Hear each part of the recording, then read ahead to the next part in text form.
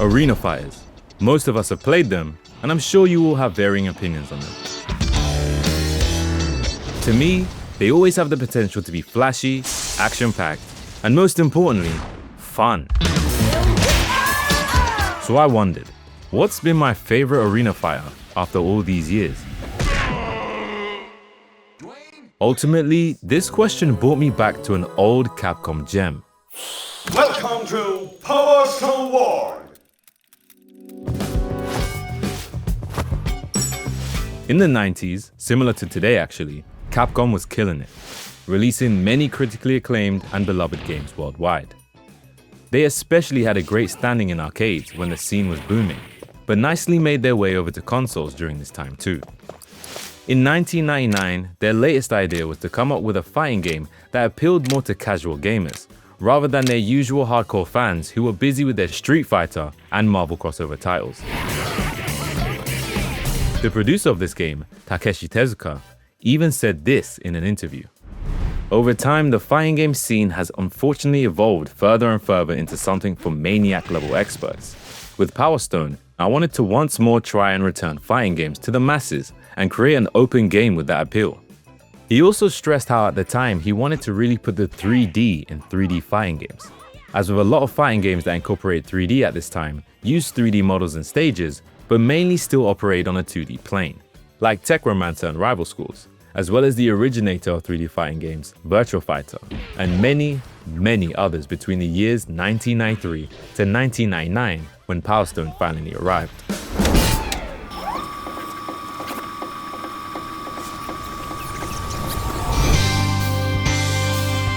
It's important to note, however, that there were still other developers out there who did play around with the idea of an arena fighter long before Power Stone was a thing. Going way back to 1995, Sega created the entire subgenre with Virtual-On, a very cool arcade game where players piloted mechs in a one-on-one fight. Now, technically it wasn't the very first concept of an arena fighter, as that should be credited to Namco's Cybersled. But Virtual-On is more of the blueprint of how arena fighters are made today.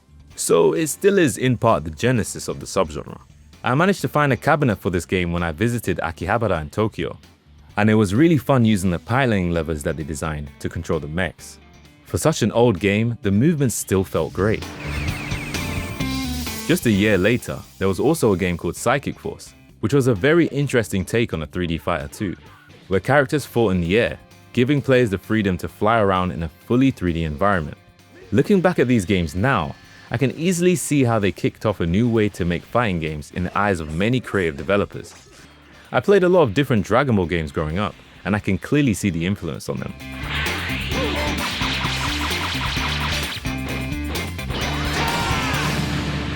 Challenge 1. Perfect! Power Stone was co-directed by Tatsuya Nakae and Hideaki Itsuno, with the latter being one of my favorite devs, since he was the director on the Capcom vs SNK series, Rival Schools, and most of the Devil May Cry games, along with a few other titles. Both directors and Takeshi aimed for things to be different in a way from its earlier contemporaries. One of the first things to note is the game introduced a whole host of different items for players to play around with, as well as having characters directly able to interact with the environment too. This ranged from climbing around and jumping off the ceilings and poles, to recovering from getting knocked back by bouncing right off the walls. There was also a dodging mechanic that activated by wiggling the joystick just as an opponent tried to hit you with a melee attack, which felt really cool to do. Bigger characters could also lift, throw, and attack with items smaller characters with more speed couldn't either, which was a cool touch to add in there. For a game trying to approach a casual audience, it still had a surprising amount of depth to it that many players wouldn't think existed at first glance. But it was impressive that this was all designed with a simple 3-button layout at the time.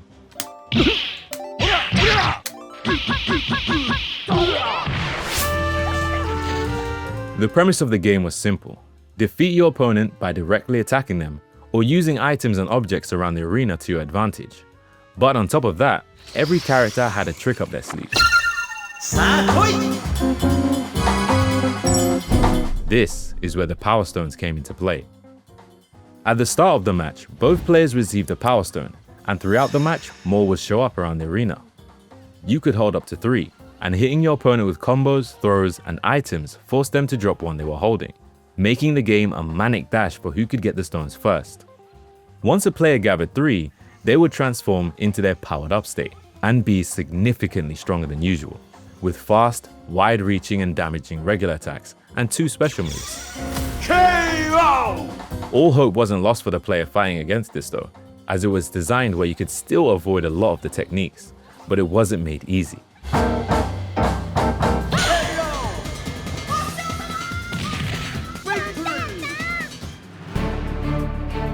As well as fighting others, the game had an arcade mode too, which was the same as most other fighting games at the time, requiring you to fight every other character on the roster, and ending it off with 3 final bosses, with the last being a crazy mutated giant version of Falgus.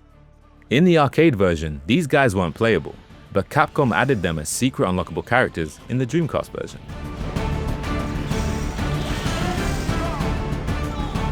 You could even play as the mutated version of Valgas in Versus mode in this version, along with an experimental third-person camera mode, which is cool that they threw it in there, but it got disorienting after a while, especially in the tightly packed 2-player mode.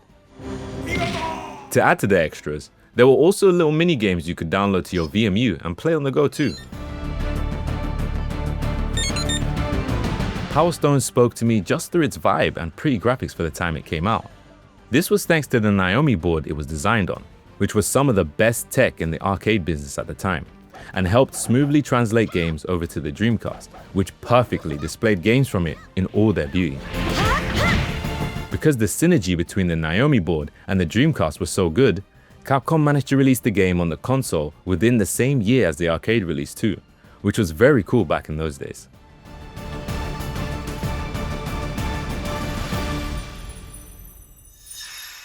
Wonderful! The colors popped, the music was catchy, stages were pretty, and characters were wacky all in the right ways, putting together a roster that's been hard to forget. Out of the 8 characters here, Wangtan, Rouge, Ayame, and Ryoma are definitely my favorites. Putting everything together, this game is a really good time, and I think Takeshi and his team were onto something great here. However, it seemed they weren't completely satisfied with this game in terms of how it appealed to more casual audiences, and many changes were made going into the second game. Depending on who you ask, things got way better, or even slightly less interesting.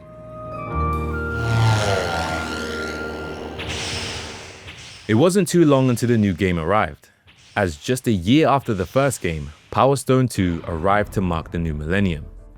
This time around, Hideaki Itsuno, who now became the sole director, along with a brand new producer, Yoshihiro Sudo, gathered their team and looked to make Power Stone an even more casual experience, pushing itself further away from its fighting game framework and more within the lines of something more chaotic.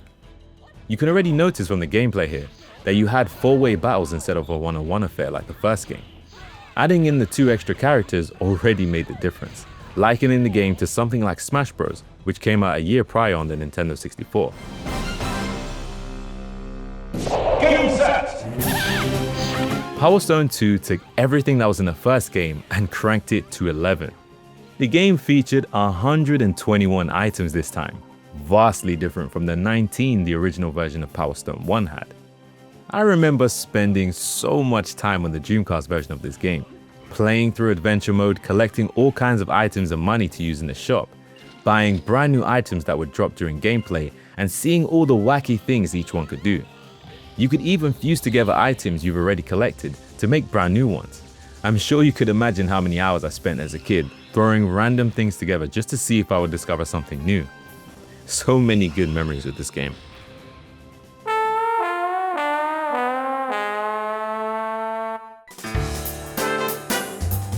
What's going on here? As well as this massive upgrade, the stages also received the same treatment, becoming much bigger and even more interactive than before. These brand new stages feature things like mountable weapons, unique items, dynamic hazards, and biggest of all, complete stage transitions, where players had to act quickly to avoid receiving damage as they forcefully moved to another location. It made the game feel like a big obstacle course, which was really fun, especially when playing with friends and family. I never got to try this feature, but on the Dreamcast version, you could load up items onto the VMU in the controller and take it with you to trade with your friends who also had the game. I loved all these little things you could do together with others through a lot of handheld devices back then.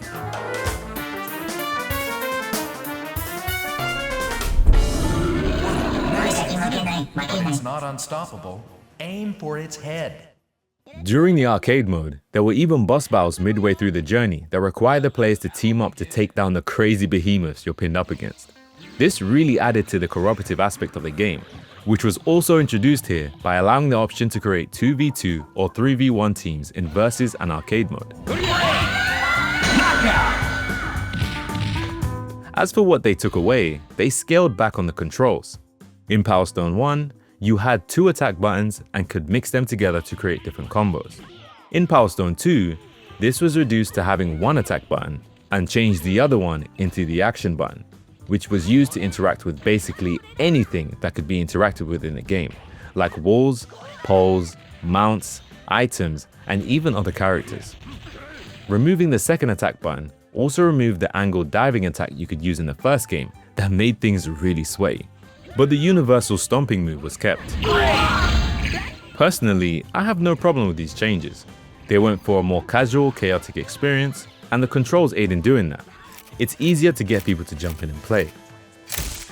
And once they're in, they'll be greeted with all the new characters added to the game. Every character returns from the previous game, along with 4 new characters: Axel, Julia, Roman, and Pete. Also, again in the Dreamcast version, you could unlock both Pride, Falcon's dad, and Mel from the shop as secret playable characters.